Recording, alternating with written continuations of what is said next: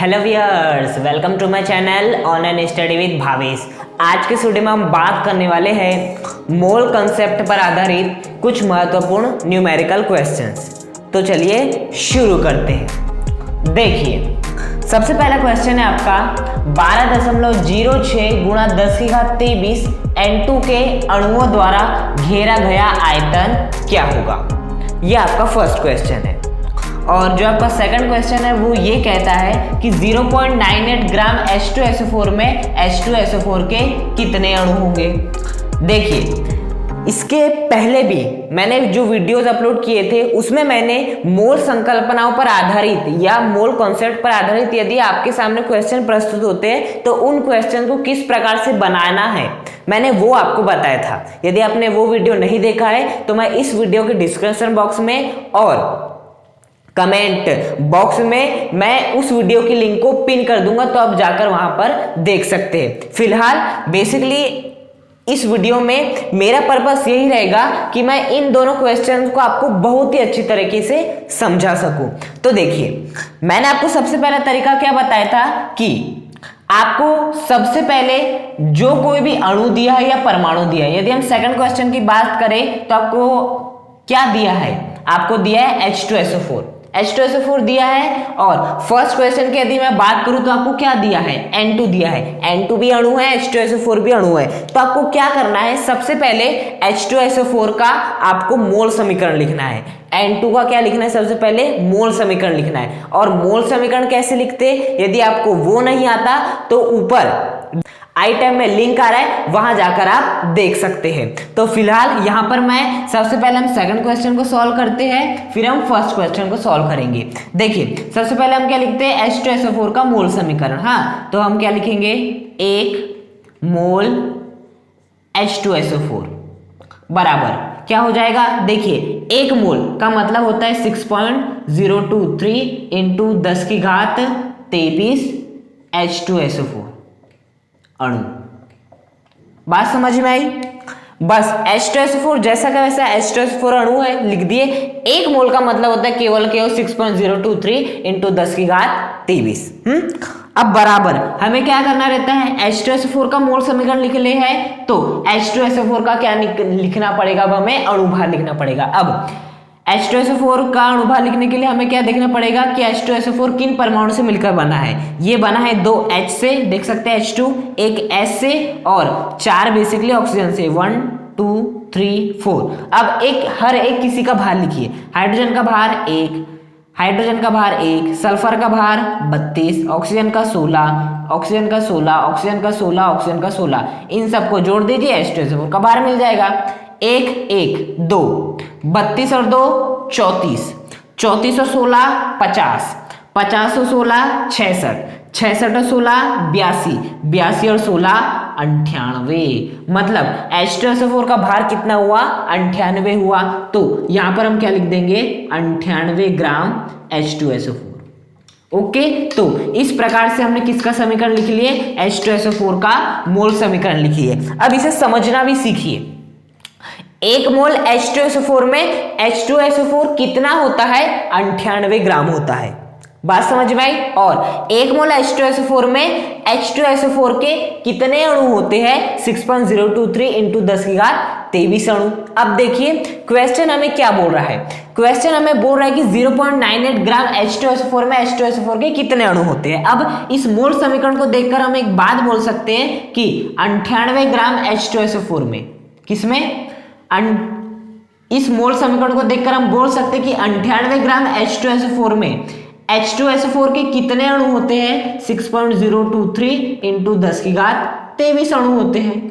हाँ, इस मोल समीकरण को देखकर हम क्या बोल सकते हैं कि 98 ग्राम H2SO4 में H2SO4 के 6.023 इंटू 10⁻23 अणु होते हैं। तो क्वेश्चन हमें कितने ग्राम H2SO4 में पूछा है, 0.98 ग्राम H2SO4 में पूछा है। तो 98 ग्राम में यदि इतने होते हैं तो 0.98 ग्राम H2SO4 में कितने अणु हो जाएंगे, बहुत ही सिंपल है, कुछ नहीं करना। इसका गुणा करवा दो इससे, 6.023 इंटू 10⁻23 गुणा करवा दो 0.98। देखिए, इसका गुणा करा दीजिए इससे और बटे में इस वाले को ले लीजिए। क्या आ जाएगा 98। बस आपको क्या करना है, इसे बस सॉल्व करना है। क्या करना है, सॉल्व करना है। अब इसे सॉल्व करना भी मैं थोड़ा बता देता हूँ। देखिए ये दशमलव जैसे हम हटाएंगे तो दशमलव का एक क्योंकि उसे हटाए, अब दशमलव के बाद कितने अंक है, 2 अंक है। 2 अंक है मतलब 2 शून्य लग जाएंगे। बात समझ में आ रही? मैं इसे सॉल्व करके दिखा रहा हूँ। अब 100 को क्या मैं ऐसे लिख सकता हूँ 10 की घात 2, क्योंकि 10 की घात 2 का मतलब क्या होता है, 10 की घात 2 का मतलब होता है 100। अब यहां पर 10 की घात कितनी है 23, यहां पर 10 की घात कितनी है 2। क्या मैं इस 10 की घात 23 को इस प्रकार से लिख सकता हूं? 10 की घात 23 को लिखने से पहले मैं देखिए 098 का मतलब भी क्या होगा 98 ही होगा। 98 से 98 क्या हो जाएगा कैंसिल, मतलब 98 से 98 क्या हो जाएगा कैंसिल हो जाएगा। इसे हम क्या कर देते हैं हटा देते हैं। अब क्या मैं 10 की घात 23 को इस प्रकार से लिख सकता हूँ 10 की घात 21 गुणा 10 की घात 2 लिख सकता हूँ ना।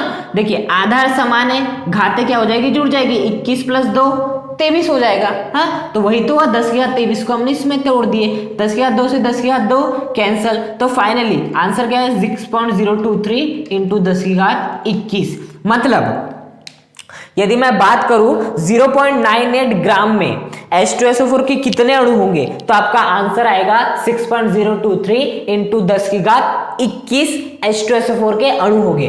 बात समझ में बहुत ही आसान था, बस आपको मोल समीकरण लिखते आना चाहिए, उसे समझते आना चाहिए, बस फिर क्वेश्चन जो बोल रहा है वो कीजिए। अब आते हैं फर्स्ट क्वेश्चन में। हाँ अब बात आती है N2। आपको क्या करना है, कुछ नहीं करना है, सबसे पहले मोल समीकरण लिख लो। तो 1 मोल N2 बराबर 1 मोल का मतलब होता है साफ और साफ 6.023 इंटू 10 की घात 23 N2 अणु बराबर N2 का भार एक। देखिए N2 किससे मिलकर बना है, एक N से और दूसरे N से। एक N का भार कितना होता है 14, दूसरे N का भार कितना होता है 14 होता है। तो N2 का भार कितना हो जाएगा 14 और 14 28, मतलब 28 ग्राम N2।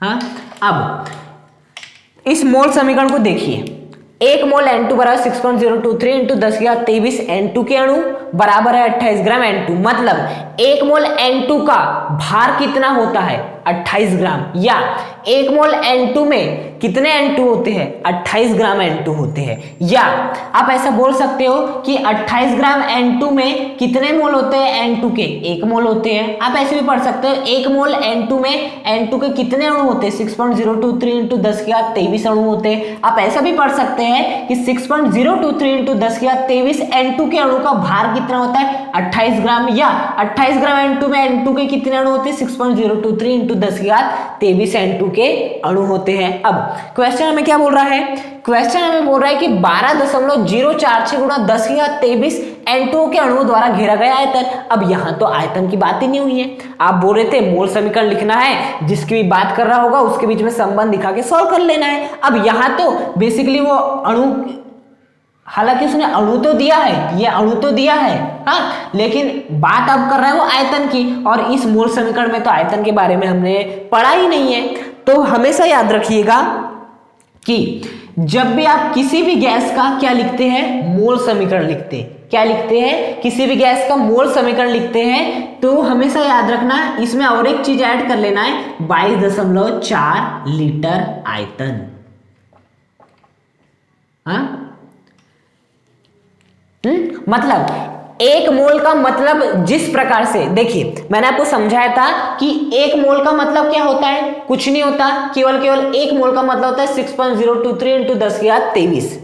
अब इसके आगे जो आ जाए इसके आगे वो लगा देना। उसी प्रकार से 1 मोल का और एक मतलब भी होता है, 1 मोल का मतलब होता है 22.4 लीटर आयतन। 1 मोल का मतलब क्या होता है 22.4 लीटर आयतन। अब बेसिकली 1 मोल का मतलब होता है 22.4 लीटर आयतन, लिख दिए। अब इसके बाद N2 लिखा है तो यहाँ पे N2 लगा दो, यहाँ पे H2 लिखा होता है यहाँ पे H2 लगा देते। हाँ अब इसे समझना सीखो, 1 मोल N2 द्वारा घेरा गया आयतन कितना होगा 22.4 लीटर। बात समझ में आई? 6.023 इंटू 10 की घात 23 N2 के अणुओं द्वारा घेरा गया आयतन कितना होगा 22.4 लीटर आयतन। और आगे पढ़िए, 28 ग्राम N2 द्वारा घेरा गया आयतन कितना होगा? 22.4 लीटर आयतन। मतलब ये जो 22.4 लीटर आयतन है ना, वो क्या है? किसी गैस द्वारा घेरा गया आयतन। क्या है? किसी गैस द्वारा घेरा गया आयतन। तो अब से मोल समीकरण में आप कितनी चीज ऐड कर देते? 1 2, दो चीज ऐड कर देते। अब तीसरी भी चीज ऐड करना है कि उसके द्वारा घेरा गया आयतन। बात समझ में आई? अब आप रिलेशन बता सकते हो। ये पूछ रहा है अणु और आयतन के बीच में। हाँ, तो देखिए 6.023 इंटू 10⁻23 है। N2 द्वारा घेरा गया आयतन कितना है? इतने अणुओं द्वारा, N2 के इतने अणु द्वारा घेरा गया आयतन कितना है? 22.4 लीटर है। 22.4 लीटर। तो 12.046 गुणा 10⁻23 N2 के अणुओं द्वारा घेरा गया आयतन कितना होगा? ऑब्वियस सी बात है, इसका गुणा इससे कर दो। 22.4 गुणा 12.046 गुणा 10⁻23 डिवाइड बाय बटे में इसको ला दो। 6.023 इंटू 10⁻23। बात समझ में आई? बस आपको मोल समीकरण लिखते आना चाहिए, समझते आना चाहिए, पढ़ते आना चाहिए, उसके बाद बहुत ही आसान है। अणु और आयतन के बीच में संबंध पूछा होता तो इतने अणुओं द्वारा घेरा गया आयतन 22.4 लीटर है। तो इतने अणुओं द्वारा घेरा गया आयतन कितना होगा? कुछ नहीं करना, इसका गुणा कर दो इससे। वेरी सिंपल, बटे में लगा दो इस वाले को। आप ऐसा भी समझ सकते हो, तिर्यक गुणा हो रहा है, बटे में इसको ला दिए। आपकी मर्जी। अब देखिए कुछ कट रहा है। देखिए 10⁻23 से 10⁻23 कैंसल। हाँ देखिए 6.023 और ये 12.046। यदि मैं देखूं तो ये 2 बार कैंसिल होगा। देखिए 6 दूनी 12, 2 शून्यम 0, 2 दूनी 4, 2 तिया 6। आप यहाँ गुणा करके देख लीजिए। 6.023 इंटू 2, 3 दूनी 6, 2 दूनी 4, 0, 6 दूनी 12, इतना ही आ रहा है। मतलब यदि मैं 6.023 से 12.046 को काटता हूं तो कितने बार जाएगा? वो 2 बार जाएगा। हाँ, बाकी सब तो कट गया। 22.4 का गुणा 2 से कर दो, कितना आ जाएगा? बेसिकली आपका आ जाएगा 22.4 8 44.8।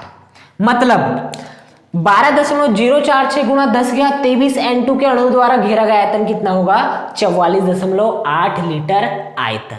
तो बात समझ में आई? तो इस प्रकार से आज के वीडियो में हमने मोल संकल्पना पर आधारित कुछ न्यू क्वेश्चंस को ट्राई किया, कुछ नया सीखा। यदि आपको वीडियो पसंद आए तो इस वीडियो को लाइक करें, चैनल को सब्सक्राइब करें और कमेंट करके मैं जरूर बताएं कि आपको वीडियो कैसा लगा और इसे अधिक से अधिक शेयर करें। Thank you.